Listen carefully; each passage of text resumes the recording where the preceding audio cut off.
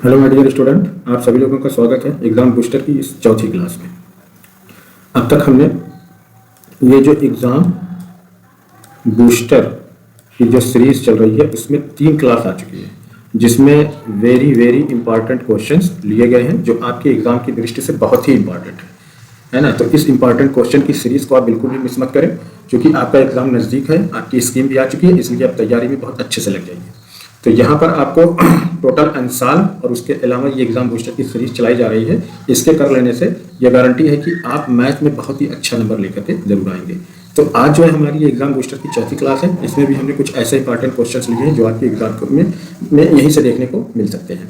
तो चलिए बिना किसी देरी के हम शुरू करते हैं अपनी क्लास। और क्लास शुरू करने से पहले मेरी रिक्वेस्ट है कि यदि आप चैनल पर नए हैं तो सबसे पहले इस चैनल को सब्सक्राइब कर लें, है ना, और इसे अपने दोस्तों के साथ शेयर करें, क्योंकि चैनल छोटा है, आप ही लोग इसे बड़ा कर सकते हैं।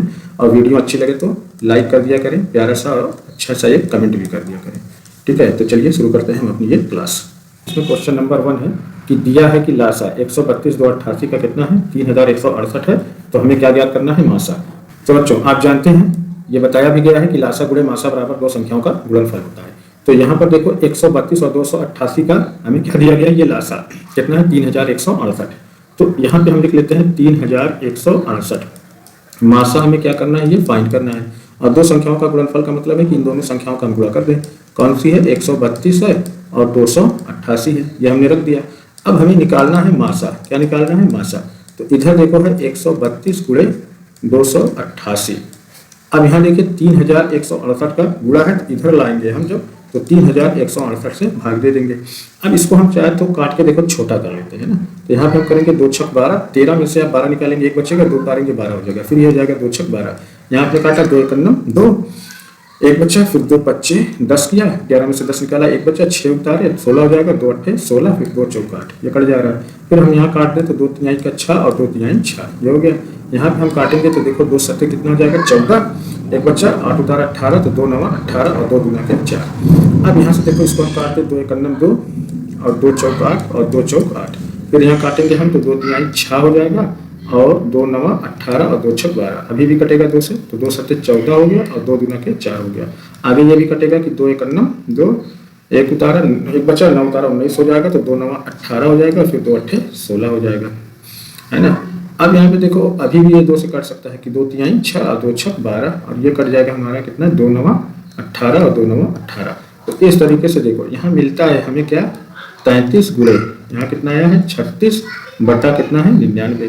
अब यहाँ पे हम देखो काटे 3 एकम 3, 3 एकम 3, यहाँ काट दिया 3 तिरिक का 9 और 3 तिरिक का 9, फिर देखिए 11 एकम 11, 11 तिया 35। अब 3 से हम 36 में काट दे तो 3 एकम 3 और 3 दूना 6, यानी आंसर कितना आ जाएगा, यहाँ पे देखो 12 एकम 12, ये हमारा क्या आ जाएगा, यही मासा होगा। ऑप्शन कहाँ है, देखो बस ये डी, यही वाला ऑप्शन हमारा क्या होगा, एकदम करेक्ट हो जाएगा। तो देखिए बच्चों प्रश्न नंबर 2 है कि एक भिन्न का अंश उसके हर के 2 गुने से 1 अधिक है, यदि हर में 3 जोड़ दिया जाए तो भिन्न का मान 1 हो जाता है, वह भिन्न है।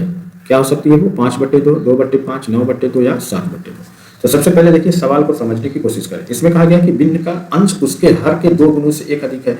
तो अगर हम भिन्न, कोई भिन्न है, उस भिन्न का हर हम यहाँ पे मान लेते हैं क्या, x, तो अंश कितना आ जाएगा, उसका अंश जो बनेगा वो हर का 2 गुना, तो हर हमने x माना है, तो इसका 2 गुना कितना हो जाएगा, 2x, और उससे 1 ज्यादा यानी कि धन 1, ये अंश बन जाएगा। तो भिन्न क्या होगी, जो भिन्न बनेगी वो क्या होती है, अंश बटा हर। अंश कितना है, 2x धन 1, और हर कितना है x, ये हो गया। अब आगे देखो, आगे कहा गया है कि यदि हर में 3 जोड़ दिया जाए, तो उसके हर में 3 जोड़ देते हैं तो भिन्न का मान कितना, 1 हो जाता है। तो अंश तो ज्यों का त्यों है, 2x धन 1, और हर में 3 जोड़ दिया जा रहा है तो x धन 3, अब भिन्न का मान कितना हो जाता है, 1। अब इसका हम तिर्यक गुणा करते हैं, है ना, क्रॉस मल्टीप्लाई। तो यहाँ पे हर हम 1 कर लें, तो 2x का हम 1 में करेंगे तो कितना आ जाएगा, 2x + 1, ये आ गया। इसी तरीके से x + 3 का जब हम इधर ले जाके 1 में करेंगे तो ये आ जाएगा x + 3। अब देखो इस x को हम इधर लेके आए तो ये हो जाएगा हमारा 2x, प्लस का x है तो इधर आएगा तो माइनस का x। यहाँ पे देखो कितना है, 3 है, और ये प्लस का 1 है तो इधर आएगा माइनस का 1 हो जाएगा। तो 2x में से एक x निकाल देंगे तो कितना आ जाएगा, x, और 3 में से 1 निकाले कितना आया, 2। तो ये x बराबर 2 आ गया। इसको हमने क्या माना था, हर माना था। अब हम अंश निकाल लेते हैं, है ना। अंश हमने क्या लिया है, अंश है हमारा 2x + 1 है। तो यहाँ पे देखो 2 और x की वैल्यू 2 है और +1, तो कितना आ जाएगा, 2 दूना 4, 1 5, है ना। ये क्या आ गया बेटा, ये हमारा ये अंश आ गया। तो हमारी भिन्न क्या हो जाएगी, निकाल सकते हैं ना, भिन्न हमारी क्या हो जाएगी, अंश बटा हर। तो अंश कितना आया है 5 और हर कितना आया है 2, यही हमारी भिन्न होगी जो हमें क्या करना था, फाइंड करना था। ऑप्शन ए, ये ऑप्शन जो होगा हमारा एकदम करेक्ट हो जाएगा। प्रश्न नंबर 3, इसमें कहा है कि यदि x + 3y = 6 तब x व y के मान होंगे। क्या होगा, 0, 6, 3, 1, 1, 3 या 4 2। समीकरण है देखो x + 3y = कितना है 6। अब यहाँ पर अगर हम x और y का मान रखें तो हमारा राइट हैंड साइड बराबर लेफ्ट हैंड साइड अगर मिल जाता है उस मान पर, तो वही ऑप्शन हमारा सही होगा। अब इसमें देखो पहला दिखा है 0, 6, इसका मतलब है कि इस वैल्यू में x = 0 है और y = कितना है 6। पहली वैल्यू जो होती है ये भुज और दूसरी क्या होती है कोट, पहला x और दूसरा y।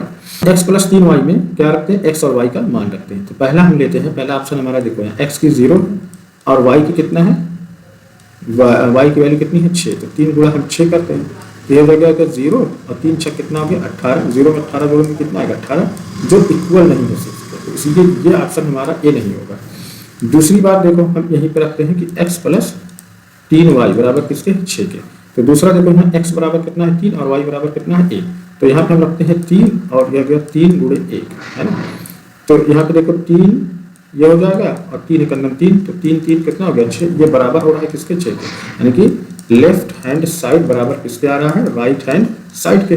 तो ये वाला ऑप्शन हमारा क्या होगा, सही होगा। कौन, 3 और 1 वाला। तो कहाँ पर वो मिल रहा है, बी में। तो यही ऑप्शन क्या होगा हमारा एकदम करेक्ट हो जाएगा। ये प्रश्न नंबर 4, इसमें क्या है कि 1/x² + 6 = 1/10 10। तो x का मान क्या कीजिए, क्या है देखिए 1/x² + 6 = 1/10। अब यहाँ पे हम क्रॉस मल्टीप्लाई तिर्यक गुणा करेंगे, ठीक है। तो देखो अब यहाँ पे x² + 6 का 1 में करेंगे तो कितना आ जाएगा, x² + 6 और 10 का 1 में करेंगे तो कितना आ जाएगा 10। तो देखिए x² बराबर आप निकालेंगे तो इधर देखो 10 है, ये घन का 6 है तो इधर जाएगा ऋण का 6 हो जाएगा। तो x² और 10 में से 6 निकाला कितना बचा 4। अब हमें निकालना क्या है x। तो x बराबर निकालेंगे तो जहाँ से स्क्वायर हटाएंगे तो 4 पे हम क्या चढ़ा देंगे √। तो x के 4 का √ क्या जाएगा +-2। ऑप्शन कहाँ है हमारा बी, ये वाला ऑप्शन क्या होगा एकदम करेक्ट हो जाएगा। प्रश्न नंबर 5, इसमें देखो दिया है 3 cot a = 4 तो sec a का मान ज्ञात कीजिए। यहाँ पे देखो है कि 3 cot a बराबर कितना है 4।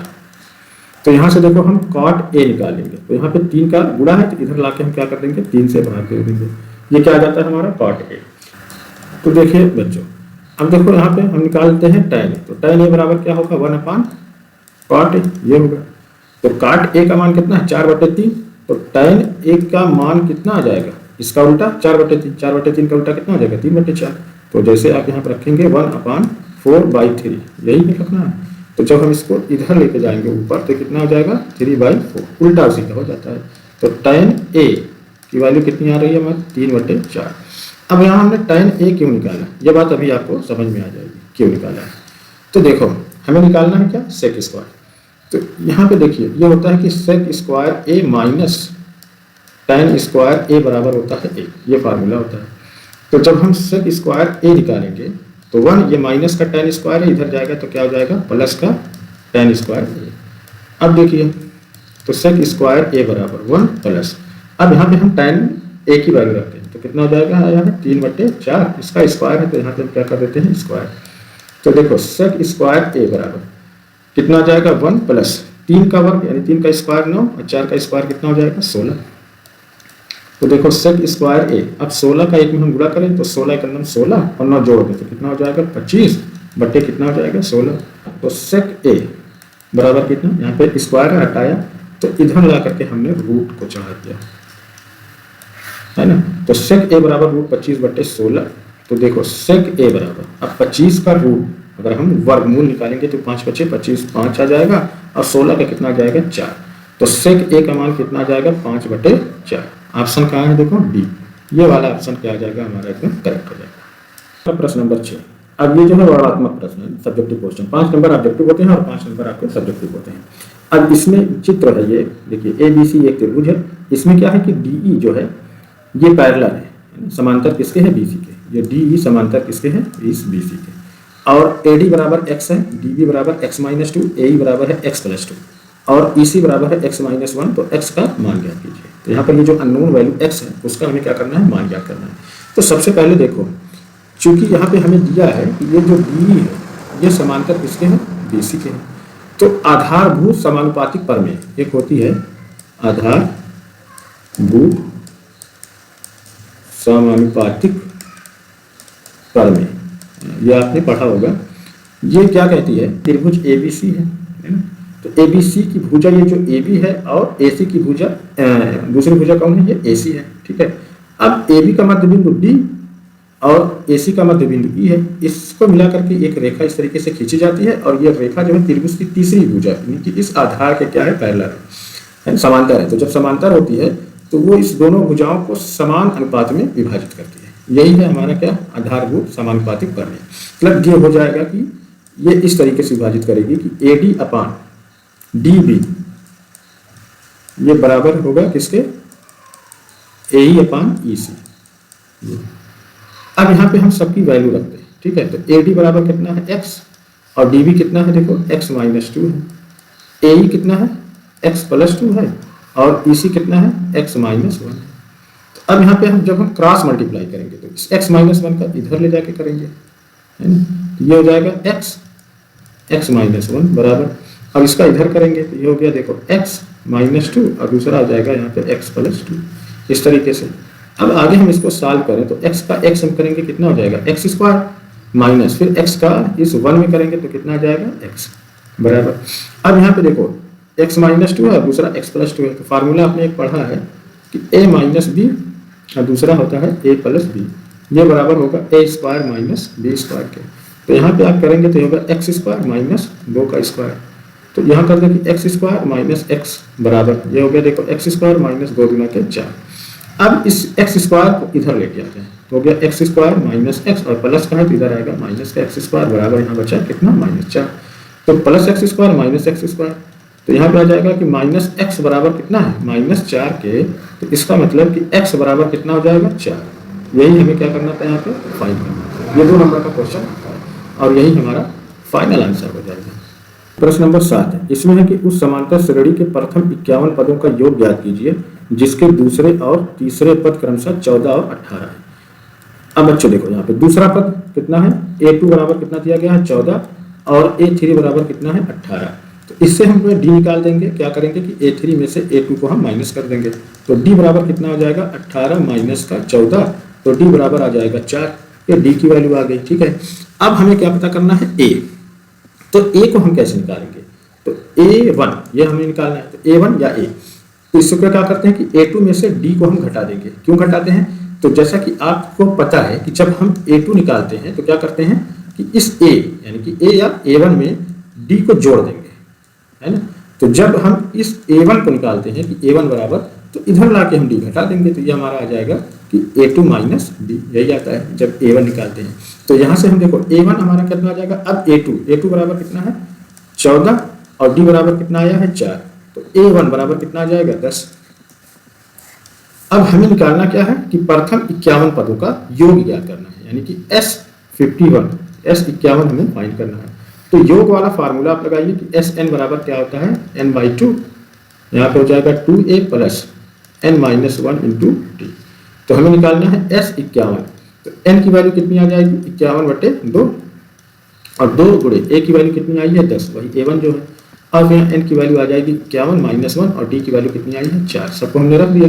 तो S51, तो ये हो जाएगा हमारा 51/2, और 2 दहा में कितना हो गया बेटा, 20।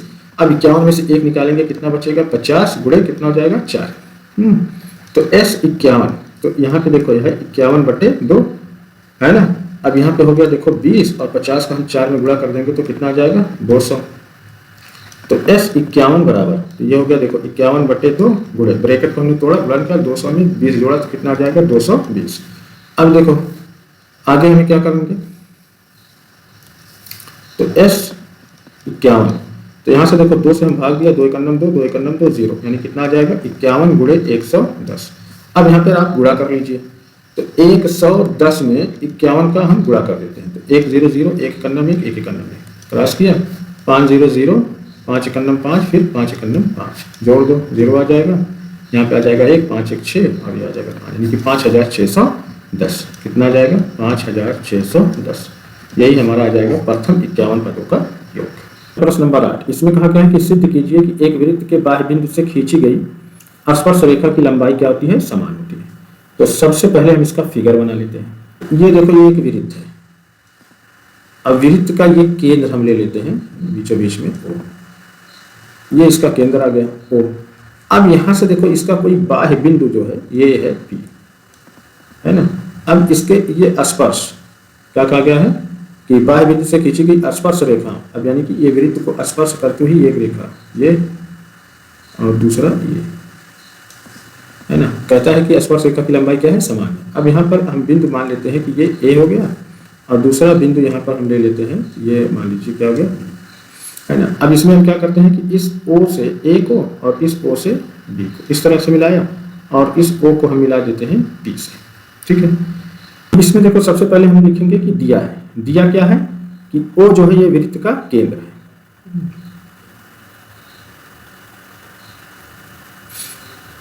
दिया है कि O वृत्त का केंद्र है। यह है PA और PB। ये क्या है? ये वृत्त की दो स्पर्श रेखा है। सिद्ध क्या करना है? सिद्ध हमें करना है कि PA बराबर PB। यही हमें क्या करना है? सिद्ध करना है। अब इसमें हमने रचना क्या किया है कि इस O को A, B और P से मिलाया है कि O को A, B व P से मिलाया। अब अगली चीज हमारी आती है उत्पत्ति। अब इसमें देखो, दो त्रिभुज, एक हमारा ये त्रिभुज बन रहा है ना, और दूसरा ए त्रिभुज हमारा बन रहा है, ठीक है। ये कौन है? देखो AOP। यहाँ पे हम लेते हैं कि त्रिभुज AOP और त्रिभुज क्या हो रहा है? BOP। ये ले लिया। बात को आप समझते चलिए।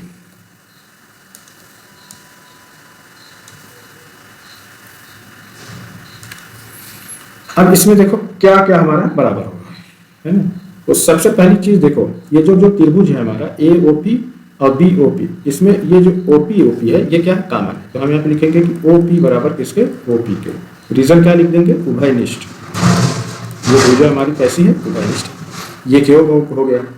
अब देखो दूसरा, ये जो त्रिज्या है O है और ये हमारी त्रिज्या है OB, यानी ये केंद्र से आधी दूरी क्या होती है? त्रिज्या है। तो यहाँ पे ये जो आ जाएगा कि OA बराबर किसके हो जाएगा? OB। ये क्या रीजन लिखेंगे कि वृत्त की त्रिज्या, ये हो गया। अब दूसरा देखो, अब ये जो वृत्त की त्रिज्या है ये स्पर्श बिंदु पर क्या होती है? लंबवत होती है। जब ये लंबवत होती है तो कितने का कोण बनाएगी? 90 अंश का। तो ये जो हमारा कोण बनेगा OAP, क्या होगा? कोण OAP। ये बराबर होगा किसके? कोण OBP के। कोण OBP के। ये सब क्या होता है? सब ये 90 अंश का होगा, क्योंकि वृत्त की त्रिज्या जो है स्पर्श बिंदु पर लंब होती है। हो गया। अब यहाँ पर देखो, ये एक साइड और ये एक कोण, है ना। तो यहाँ पर भुजा कोण से त्रिभुज क्या हो रहा है? सर्वांगसम हो जाता है। कौन सा? तो यहाँ पे हम लिखेंगे कि त्रिभुज AOP ये सर्वांगसम है त्रिभुज किसके? BOP के। तो जब त्रिभुज सर्वांगसम है तो यहाँ पे कौन सा आया है कि भुजा कोण, या देखिए एक ये भुजा और दूसरी ये भुजा, है ना। तो इन दोनों भुजाओं के बीच का ये कोण है, तो हम कहेंगे कि इसको कि भुजा कोण भुजा से हमारा त्रिभुज क्या हो गया? सर्वांगसम। जब त्रिभुज सर्वांगसम हो गया तो इसका जो रिमेनिंग पार्ट होगा वो क्या होगा? बराबर होगा। मतलब AP बराबर किसके हो जाएगा? PB के। या इसको हम लिख लें कि PA बराबर किसके हो गया? PB by CP/CT। यही हमारा क्या हो जाएगा? आंसर हो जाएगा। प्रश्न नंबर 9, इसमें है कि लंबाई 6 मीटर वाले ऊर्ध्वाधर स्तंभ की भूमि पर छाया की लंबाई कितनी है? 4 मीटर है। जबकि उसी समय एक मीनार की छाया की लंबाई कितनी है? 28 मीटर है। तो मीनार की ऊंचाई ज्ञात कीजिए। तो इसको देखो हम फिगर बनाते हैं। ये 6 मीटर ऊर्ध्वाधर स्तंभ है ना, और उसके बाद यहाँ पर हम इसको मान लेते हैं ये कोई मीनार है। तो ऊर्ध्वाधर स्तंभ से इसकी छाया कितनी है? 4 मीटर की। ये और यहीं से इस मीनार की जो छाया है ये बनती है कितनी? 28 मीटर की, है ना। तो यहाँ पे देखो, इसको हम ये मिला देते हैं। तो ये हम ले लेते हैं ये ए बी सी, और यहाँ पे इसको ले लेते हैं डी, और ये हो गया। अब तो इस ऊर्ध्वाधर स्तंभ की लंबाई ये कितनी है, ये 6 मीटर है, और ये जो मीनार है इसकी लंबाई हम मान लेते हैं h। तो इसी को क्या करना है, हमें ज्ञात करना है। तो यहाँ पर देखिए हमारा ये जो त्रिभुज बन रहा है ए बी सी ये वाला, और दूसरा हो रहा है डी ई सी। तो सबसे पहले इनको हम देखते हैं। तो त्रिभुज ए बी सी और दूसरा हमारा त्रिभुज क्या है, डी ई सी, डी ई सी। अब यहाँ पे देखो ये वाला कोण, ये लंब है और ये लंब है, ये दोनों कोण कितने के होंगे, 90 अंश का, है ना। तो पहले तो हमारा ये हो गया कि डी ई सी, है ना, इसमें ए बी सी का क्या हो जाएगा, कोण ए बी सी ये बराबर हो जाएगा डी ई सी में कोण किसके, डी ई सी के। तो ये सब कितने के हैं, 90 अंश के। दूसरा देखो ये सी इसमें भी आ रहा है और ए बी सी में भी आ रहा है, डी ई सी में भी ए बी सी में, तो कोण सी ये बराबर हो जाएगा किसके, कोण सी के। अब यहाँ पर देखिए दोनों में दो कोण बराबर है, यानी कि कोण कोण से ये त्रिभुज क्या हो जा रहा है, हमारा समरूप हो जा रहा है ना। यानी कि हम लिख देंगे कि त्रिभुज ए बी सी ये समरूप होगा किसके, त्रिभुज डी ई सी के। रीजन क्या हमारा आया है, कोण कोण से त्रिभुज क्या है, समरूप। जब त्रिभुज समरूप हो जाता है तो उसकी भुजाएं क्या होती हैं, अनुपातिक हो जाती है ना। इसकी भुजाएं क्या होंगी, अनुपातिक होंगी। तो ये डी अपान सी ई, ये हम कहेंगे कि डी ई अपान किसके, सी ई ये बराबर किसके हो जाएगा, दूसरी भुजा ये होगी A B upon B C. ई बराबर कितना है, 6, और सी ई कितना है, 4। ए बी हमने कितना लिया है, h, और बी सी कितना है, 28।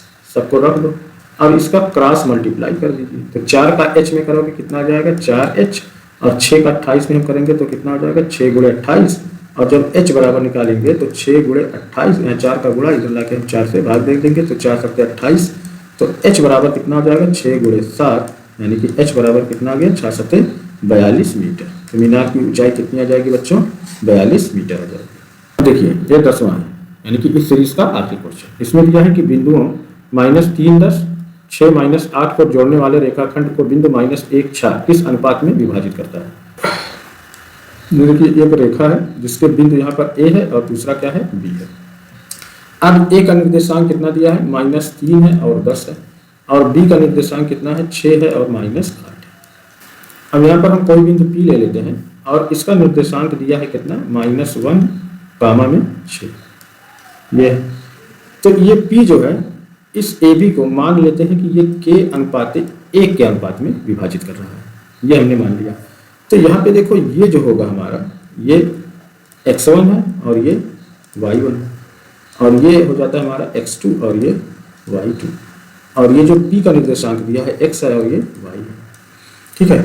और यहाँ पे हमने ये जो K अनुपात 1 के अनुपात में माना है, तो ये होता है हमारा ये m1 हो जाएगा और दूसरा ये होता है m2। अब इसके बाद हम इस पर फार्मूला अप्लाई करते हैं। हमारे यहाँ पे दो फार्मूला होता है, x बराबर क्या होगा, m2 x1 plus m1 x2 अपान m1 प्लस m2, और y बराबर होता है कि m2 y1 plus m1 y2 अपान m1 प्लस m2। अब इसी फार्मूले पर यहाँ पर हम ये पहला x पे रखते हैं। तो यहाँ पे देखो x की वैल्यू कितनी है, -1 यहाँ रखा बराबर। अब देखो m2 बराबर कितना है, 1, इसको रख लेते हैं, इंटू y1 की वैल्यू कितनी है, -3, यहाँ पे आप देख सकते हैं ये है -3 प्लस। अब उसके बाद m1 की वैल्यू कितनी है, k, ये किया, इसी k की वैल्यू को हमें फाइंड करना है। और x2 की वैल्यू कितनी है, 6, इसको रख लेंगे, अपान में हो जाएगा m1 प्लस m2। तो m1 का मान कितना है, k, और m2 का मान कितना है, 1, रख लिया सबको। अब देखो -1 बराबर, अब -3 का 1 में गुणा करेंगे तो कितना आ जाएगा, -3 प्लस 6 का हम k में करेंगे कितना आ जाएगा, 6k, अपान ये हो जाएगा हमारा k प्लस 1। अब इसका हम क्रॉस मल्टीप्लाई, तिर्यक गुणा, यहाँ पे हर आप 1 कर लीजिए, तो इसका हम इधर लेके जाएंगे तो ये हो जाएगा -1 k प्लस 1 का इसमें मल्टीप्लाई करना है, और -3 प्लस 6k का हम 1 में करेंगे तो आ जाएगा -3 प्लस 6k, इस तरीके से। अब यहाँ देखो -1 का जब हम k में करेंगे तो माइनस प्लस -k, फिर माइनस प्लस क्या हो जाएगा, -1 करना 1, अजर हो जाएगा कि -3 प्लस 6k, ये आ गया। अब देखिए इसको हम इधर लेके जाएंगे और इसको हम इधर लेके आएंगे, तो देखो इसे आप इधर ले आए, यहाँ पे कितना है -1 है और ये -3 है, इधर जाएगा तो कितना हो जाएगा +3, और यहाँ पे 6k है और ये -k है, इधर जाएगा तो क्या आ जाएगा +k। तो 3 में से 1 निकाल देंगे, कितना बचेगा 2, और 6 और k, 6k और k मिलके कितना हो जाएगा 7k, यानी कि 7k बराबर कितना आ रहा है 2। तो k बराबर कितना आ जाएगा बेटा, इस 7 का गुणा है, इधर ला के 7 से भाग दे देंगे, ये आ जाएगा हमारा 2/7। ठीक है, अब हमने यहाँ पे देखो लिया था क्या चीज, k/1। तो k का मान कितना आया है 2/7/1। अब इसको जब हम सॉल्व कर लें तो यहाँ पे देखो आप 1 करके क्रॉस मल्टीप्लाई करा दीजिए, तो 2 का 1 में गुणा करेंगे कितना आ जाएगा 2, और 7 का 1 में करेंगे कितना आ जाएगा 100, यानी कि कितना आ जाएगा 2/7। यही हमारा क्या हो जाएगा आंसर हो जाएगा कि ये जो बिंदु -3, 10, 6 और -8 को जोड़ने वाले रेखाखंड को बिंदु -1 और 6 किस अनुपात में विभाजित करेगा, तो हम कहेंगे कि 2/7 के अनुपात में विभाजित करेगा। तो बच्चों ये था हमारा ये जो एग्जाम बूस्टर सीरीज है गणित के बोर्ड परीक्षा के महत्वपूर्ण प्रश्नों में, ये जो एग्जाम बूस्टर सीरीज जो चल रही है इसकी ये जो चौथी क्लास है, इस चौथी क्लास का 10 क्वेश्चन था। तो बच्चों आज की क्लास हमारी यहीं पर हो जाती है समाप्त। अब उसके बाद अगली क्लास हम लेकर आएंगे एग्जाम बूस्टर की 5वीं क्लास, उसमें जो है कुछ और इंपॉर्टेंट क्वेश्चन होंगे। और यदि आप चैनल पर नए हैं तो सबसे पहले आप क्या कर लें, इस चैनल को सब्सक्राइब कर लें। यहाँ पर आपको मैथ की एक कंप्लीट प्रिपरेशन मिलेगी बोर्ड एग्जाम 2026 के लिए, है ना। और वीडियो अच्छी लगे तो इसे आप लाइक कर दें, अपने दोस्तों के साथ इसे शेयर भी करें, है ना। बस आज के लिए इतना ही, मिलते हैं नेक्स्ट वीडियो में नए टॉपिक के साथ।